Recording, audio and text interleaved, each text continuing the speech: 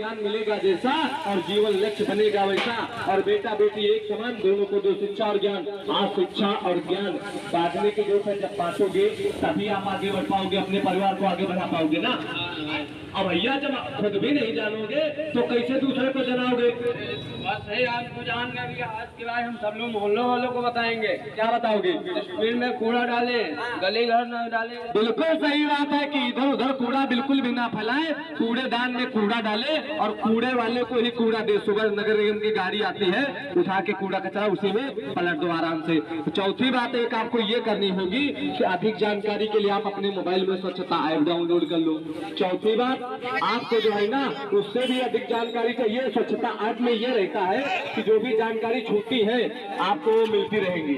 आपको मिलती इसलिए रहेंगी कि जो भी जानकारियां जैसे हैं हम साफ सफाई स्वच्छता से अवगत नहीं है, तो उसमें जो है आपको सारी जानकारियां निकाल करके अपनी सारी समस्याओं का समाधान। घर द्वार स्वच्छ होते हैं, उनके घर में कभी लक्ष्मी का वास नहीं होता है। तो इस वजह से आप इन बातों का ध्यान रखें कि साफ सफाई स्वच्छता से रहिए, खुद भी जानिए और दूसरों को भी बताइए। और चौथी बात ये है आपको पॉलीथीन का इस्तेमाल बिल्कुल नहीं करना है भैया। वो इसलिए क्योंकि पॉलीथीन इतनी खराब है, जलाएंगे तब भी नुकसान है और दफनाएंगे तब भी नुकसान है। जलाने से हमारा जो पर्यावरण है ये प्रदूषित होता है। हाँ, और दफनाने से हमारी मिट्टी की, खेतों की उपज जो होती है वो कम हो जाती है। वो कम इसलिए हो जाती है क्योंकि पता है होता क्या है, हम जैसे खेतों में डाल दिए तो पन्नी की परत ऊपर से जम जाती है। अब जमने के बाद में लोहे को देखा है कभी? लोहा अगर 2, 4, 10 साल मिट्टी में डाल दिया जाए तो वो भी गल के मिट्टी बन जाता है। लेकिन जो ये पन्नी है यूं ही की तो हजारों साल तक पड़ी रहती है, कभी गलती नहीं है। तो इस वजह से आप एक बात ध्यान रखिए कि आप हमेशा इन बातों का ध्यान रखिए कि आपको साफ सफाई स्वच्छता से रहना है। स्वच्छता के 2 रंग हैं, एक हरा दूसरा नीला। नीले में जो है, नीले वाले में सूखा कूड़ा डालना है, हरे वाले डस्टबिन में गीला कूड़ा डालना है। दुकान हो, घर हो, मकान हो, गली हो, मोहल्ला हो, आप घर के सामने अपने डस्टबिन रखो। दुकान है तो दुकान के सामने डस्टबिन रखो। अब गली के सामने, दुकान के सामने नाली बनी हुई है, अब नाली में हम कूड़ा कचरा दबा दिए, उसके बाद में पानी भरने लगा। अब वहाँ दिक्कत किसको होगी? लोगों को होगी। और पानी किसके दरवाजे पे भरेगा? तो इसलिए निकलना हमें है, बैठना हमें है, घर के अंदर हमें जाना है। तो आप इन बातों का ध्यान रखिए, खुद भी जानिए, दूसरों को भी बताते रहिए कि आप चाहते हैं। गंदगी से आजादी हमें कब मिलेगी पता है? कब मिलेगी? जब घर में, गली में, मोहल्ले में डस्टबिन रखा होगा तभी हमें गंदगी से आजादी मिलेगी। ठीक कहते हैं खान पान दूषित है जिनके, रोग देखा जाते उनके, और दूषित चलना बासी खाना ताय समझियो जहर समाना, और जिस पर देखो मक्खी धूल उसे कभी मत खाना भूल। बचपन ज्ञान मिलेगा जैसा जीवन लक्ष्य बनेगा वैसा। बचपन में अपने बच्चों को अच्छी शिक्षा दोगे तो आगे चल के अच्छा काम करेंगे, और आगे चल के जब अच्छा काम करेंगे तो आप ही की तो तरक्की होगी, ये तो नहीं है कि किसी और की होगी। तो इस वजह से आप खुद भी जानते रहिए और दूसरों को भी बताते रहिए कि भैया साफ सफाई हमारे जीवन में बहुत जरूरी है। गांधी जी का यह संदेश, स्वच्छ रहे हमारा देश। तो जब स्वच्छ कब रहेगा? जब हम साफ सफाई स्वच्छता से रहेंगे तभी ना स्वच्छ रहेगा। और चौथी बात एक ये है, स्वच्छ मेरठ, सुंदर मेरठ बनाने के लिए अब तो नगर निगम ऑफिस से भी गली गली में पोस्टर लगाए जा रहे हैं कि भैया झूले का इस्तेमाल करो, पॉलीथीन का इस्तेमाल बिल्कुल भी ना करो। चौथी बात एक ये है बहुत महत्वपूर्ण, कुछ लोगों को घरों में खाना बच जाता है। अब खाना बचने के बाद में करते ये है कि खाना उसी पन्नी में लपेट दिया और लपेट के दरवाजे के सामने रख दिए। अब गाय या भैंस जो भी आता है उसके हाथ तो होते नहीं कि वो खोल करके खा लेगी। अब पन्नियों के साथ साथ वो जो है रोटियों के साथ साथ पन्नियां भी निकल जाती है। कुछ देर बाद उनकी जो है वो अकाल मृत्यु हो जाती है। तो इस वजह से आप खुद भी जानते रहिए और दूसरों को भी बताते रहिए कि भैया साफ सफाई स्वच्छता से रहिए, खुद भी जानिए और दूसरों को भी बताइए। इधर उधर कूड़ा कचरा ना फैलाएं, ना इधर फैलाएं ना उधर फैलाएं। अपने घर के पास में कूड़ा कचरा रखें और नालियों में कूड़ा कचरा बिल्कुल भी ना डालें, समझे? और ये बात आप ही को नहीं, सारे मोहल्ले वालों को भी बताना पड़ेगा। जब बताओगे तभी आप आगे बढ़ोगे, अपने परिवार को आगे बढ़ा पाओगे, तभी हमारा स्वच्छ मेरठ, सुंदर मेरठ बन पाएगा। नहीं तो स्वच्छ मेरिट, सुंदर मेरिट कभी नहीं बनेगा। क्यों नहीं बनेगा?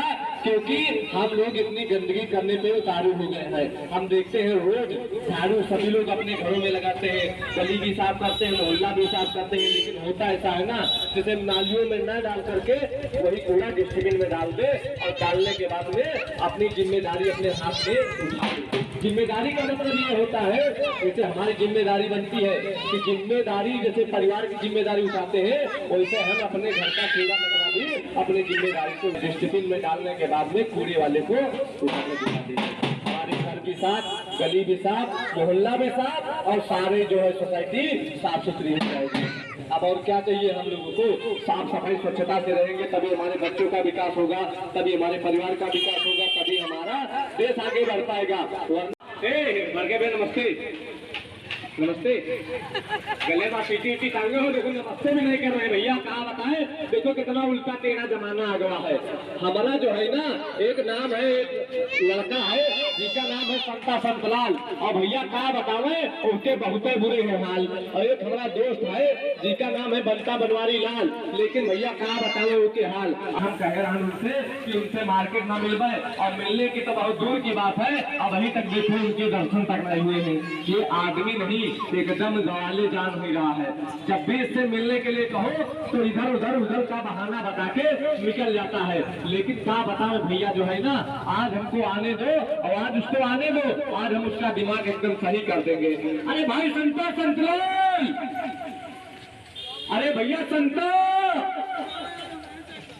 अरे भैया संता संतलाल कहाँ चले गए? अरे भैया संता, कहा बताओ भैया, बड़ा परेशान हो गए निया, इतना परेशान है कि कुछ पूछो नहीं। इधर आओ पहले, तुमको इतनी देर से बुला रहे हैं, आके नहीं घर में चाय पी रहे, तो मारेंगे तमाचा खींच के, तुम्हारा दिमाग एकदम सही हो जाएगा। चाय पीने के अलावा और कोई काम नहीं है तुम्हारे पास? बहुत परेशान है। कहाँ हुआ? कहाँ हुआ? लड़का बच्चा बहुत परेशान है। अरे तो लड़का बच्चा परेशान है तो लड़का बच्चन का इलाज करवाओ। इलाज करवाने की कोशिश की हो कभी? हाँ, 4 महीने से बीमार पड़े हैं। 4 भैंसी थी, 4 भैंसी थी, चारों बेच के इलाज में लगा दिया बच्चों के। अच्छा, तो चारों भैंसिया इलाज में लगा दिए हो, लेकिन कभी सोचे हो कि आखिर बीमारी का कारण क्या है? बीमारी का कारण ऊपर वाला है। नहीं, ऐसा नहीं है, बीमारी ऊपर वाला नहीं देता है, बीमारी को पैदा करने वाले हम और आप है।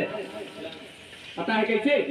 देखो, तुम्हारी जो घरवाली है उनको आप मना करो एक चीज के लिए, पता है कौन सी चीज के लिए?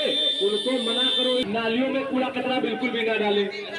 नालियों में इसलिए ना डाले क्योंकि नालियों में तुम कूड़ा कचरा डालते हो, अब उधर से किसी का पानी आता है, पानी ठहरता है, कूड़ा कचरा सड़ता है। अब उसमें क्या होता है, उस पर उत्पन्न होते हैं मच्छर, और वही मच्छर हमको काटते हैं, तुमको काटते हैं, जिनसे डेंगू, मलेरिया, इंसेफ्लाइटिस, मस्तिष्क ज्वर, चिकनगुनिया और जापानी इंसेफ्लाइटिस। जापानी इंसेफ्लाइटिस का नाम सुने हो? जिससे हाइट बढ़ जाता है। हाँ, एकदम सही बात है भैया, हाइट बढ़ जाता है आदमी, जो उसे कहते हैं जापानी इंसेफ्लाइटिस। अब वो पता नहीं कहाँ की बीमारी आके हमारे हिंदुस्तान में बस गई। अब ये किसने बसा दिया उसको? हम ही लोगों ने बसा दिया है ना। इसलिए हम आपसे निवेदन करते हैं कि आप कूड़ा कचरा इधर उधर बिल्कुल ना डालें, साफ सफाई स्वच्छता से रहिए। आप अपने घर के सामने झाड़ू सभी लोग लगाते हैं, लेकिन देखते हैं नालियों में